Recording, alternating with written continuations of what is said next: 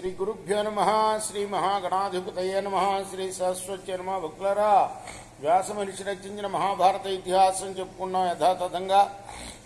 నిన్నటి వరకు మనం ఆది సభారణ్య విరాట ఉద్యోగ భీష్మ ద్రోణ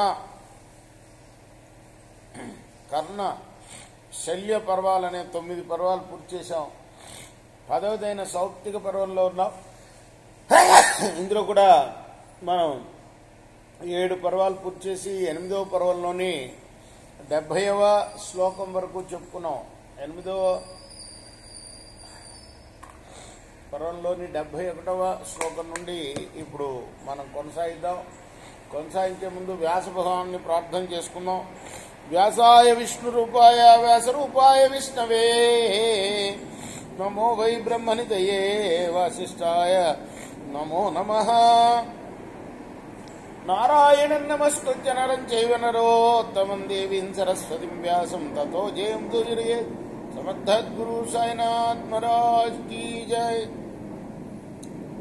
వహంతిం వివిధాన్ ప్రేతాన్ పాశబద్ధాన్ విమూర్ధజాన్ తథైవ చ సదా రాజన్యస్తస్త్రాన్ మహారథాన్ స్వప్నే సుప్తాన్ నయంతీం తాం రాత్రిష్వన్యాసు మారిషా దదృశూర్యోధముఖ్యాస్తే గ్రంథం ద్రౌణించ సర్వదా. రాజా, అది వెంట్రుకలై లేని వివిధ ప్రేతాలని పాశాలతో బంధించి తీసుకుని పోతుంది. అదే రీతిగా ఆయుధాలు వీడి నిద్రిస్తున్న మహారథులను తీసుకుని పోతూ ఆ ప్రముఖ యోధులకు ఇతర రాత్రుల్లో కూడా కల్లో కనిపించింది. శత్రు సంహారం చేస్తున్న అశ్వత్థామ కూడా సర్వదా వారికి కల్లో కనిపించేవాడు. యతః ప్రభృతి సంగ్రామ కురు పాండవ సేనయో తతః ప్రభృతి తాం కన్యాం అపశ్యన్ ద్రోణిమేవ చ తాంస్తు దైవ హతాన్ పూర్వం పశ్చాత్ ద్రౌణిర్వ్యపాతయత్ త్రాసయన్ సర్వభూతాని నినదం భైరవాన్ రవాన్.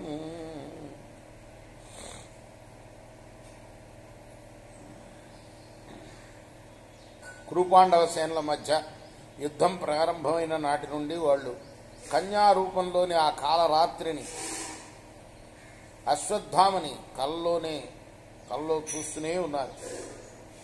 వారు ముందే దైవోపహతులు.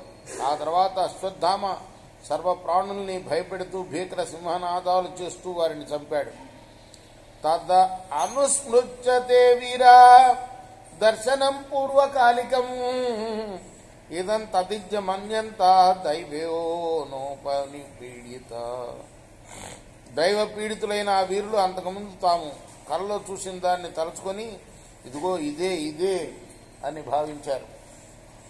తతస్తేన నినాదేన ప్రత్యబుధ్యంత ధన్వినః శిబిరే పాండవేయానాం శతశోధ సహస్రశ. తర్వాత ఆ కోలాహలంతో పాండవుల శిబిరంలోని విలుకాండ్రు 100,000 మంది నిద్రలేచారు.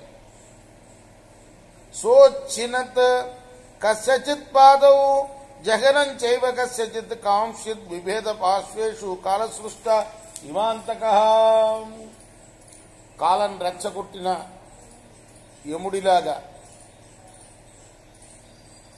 అశ్వత్థామ కొందరి కాళ్ళు నరికాడు, కొందరి నడుములు విరగొట్టాడు, కొందరి పక్కటెముకలు బద్దలు చేశాడు.